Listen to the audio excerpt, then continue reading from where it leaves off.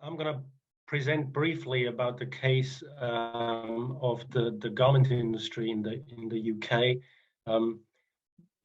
especially the industry in its what has become its largest production hub for fast fashion. Uh, in many ways, standard case of garment industry, fast fashion, serious labor rights violations. And I'm sort of, the main material here comes from the city and the region of Leicester, which is, I think, the 10th biggest city in the UK, 350,000 inhabitants, which counterintuitively, after 2005, has grown its production. So we thought that, particularly after the global market has been liberalized with the end of the multi-fiber agreement, that production increasingly would be outsourced even more, which to some extent it has some parts, but at the same time, in that hub, the fast fashion production model sort of really put a lot of premium on close proximity to consumer markets, and the industry has grown quite significantly. The problems are not unusual at all. We see that in many other hubs in the global north. Wage theft is more or less endemic. So at the time of our research, which was in 2014-15, it was half of the minimum wage.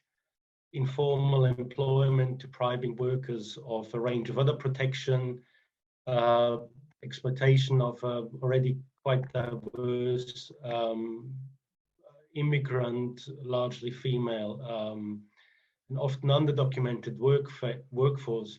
So it's not necessarily a new setting, but I'll leave the details of the industry to focus on the shifts in enforcement strategies. So, I mean, in line with, I think, a model that was developed by Gregor for these cases, I've sort of divided this in a number of different phases. So, phase 0, in a way, the starting point, which I broadly date between 2005, 2014, there was an implicit shift to a compliance model because deterrence had been hollowed out completely. So labor market enforcement is institutionally very fragmented in the UK. So that links to a lot of what Stephen has presented before. It's fragmented along different functions. It's been weakened significantly in terms of resourcing. Inspections were reactive, complaints-based, and the sanctions, at least within the garment manufacturing sector, were very weak and could easily be priced in by manufacturers. So effectively, it was only the gangmasters and labor abuse authority, as it's called now, and the police who had strong investigative and enforcement powers. But both organizations' remits in this context were quite narrow. So the GLA at the time didn't even have a mandate to focus on the garment industry, which is quite odd given the structure and the problems we'd expect with the industry. And the police's focus was entirely, exclusively on right to work documentation and immigration. So shifting to phase 1, which I define as a definition of the field through a multi-stakeholder approach. So the industry from 2010 onwards had a lot of reports internally about labor abuse and violations of labor standards.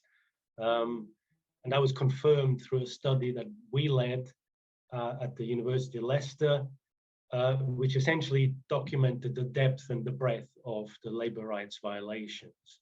The response was to develop strategies within that multi-stakeholder context. The problem with those strategies was that it became very clear that supply chain strategies and strategies targeted at global production networks were not congruent. So the companies involved had either too little critical mass in the market to make any difference, or actually were exposed in completely different ways to the risks of non-compliance. So essentially, there was lots of brand lead actors on the table, who all had lots of ideas, but couldn't agree on a single strategy that could actually make a difference. In an interesting development, which I call phase 2, which the target shifted from labor rights violations to modern slavery. So 2015 saw the introduction of the Modern Slavery Act, which trumped all other labor rights violations. Modern slavery became the only game in town.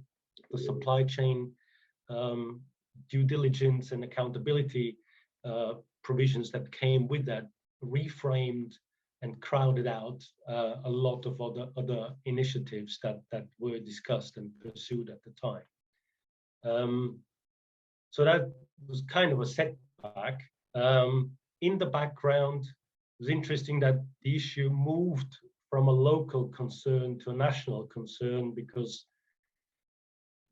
there were parliamentary reports that still discussed the issue, but these were committees somewhere in sort of not exactly back rooms of parliament, but it's easy to file reports into a drawer and leave them there. Moving to phase 3, this is interesting, is that in 2020, the context of COVID changed the way the problem was perceived. So during lockdown, people found themselves in a situation where they couldn't go into a shop and buy clothes, but they still wanted clothes. So they had to rely on online retailers. These online retailers were allowed to source from factories. Factories were allowed to keep open, but obviously they had to comply with health and safety, social distancing regulations. As you'd expect, more demand from fashion brands meant that factories were even more under pressure to react to very quick turnaround orders. There were more workers in the factories for longer, and there was a worker rights NGO, Labour Behind the Labour, which is the British arm of the Clean Clothes campaign, that compiled an expose on that. And interestingly enough, Leicester was the only local area that had a special lockdown imposed in the UK. So there might well have been a direct link between that intensified production and in higher COVID rates. So what that helped, though, was to move. There was a big public scandal. It moved labor rights back into focus. There was still no appetite at the national government level for enforcement action, but there was a window for intensive temporary initiatives at a local level. So there was inspection initiatives by the GLA that looked at hundreds of factories. Now, in terms of novel approaches, I'm trying to wind up. There's two broad things really that public scandal really forced all industry stakeholders around the table into what they call an apparel and general merchandise public-private partnership, which essentially is a big discussion initiative of a lot of different strategies. the key one is a joint responsibility initiative. That's the label of the agreement, which essentially would be about worker-driven labor rights enforcement. So that's been in discussion for about 2 years now.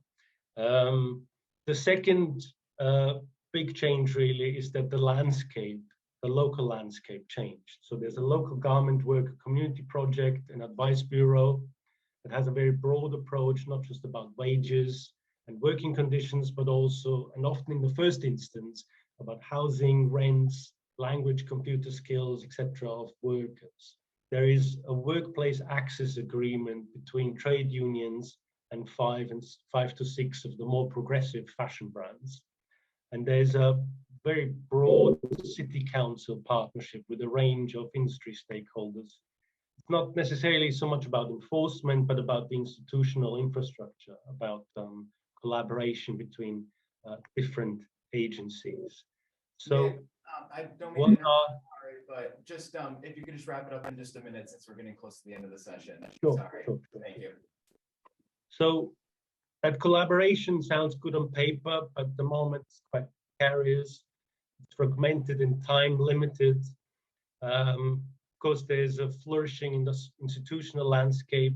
There's more advice on routes to remedy for workers.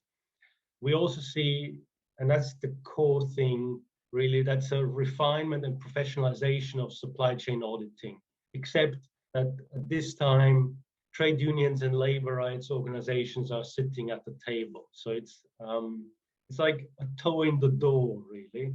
The key thing that would be a game changer would be a conclusion of that worker-driven enforcement agreement, the joint responsibility initiative, that would shift the balance of power.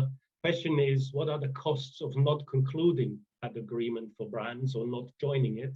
In reality, these costs have declined significantly because since 2020, a lot of production has shifted to Morocco. So to maintain the costs depends really on trade union, community, NGO cooperation, and to strengthen strategies of campaigning along the supply chain. So in a sense, to expand and mobilize bottom-up approaches. So that's me for the first round.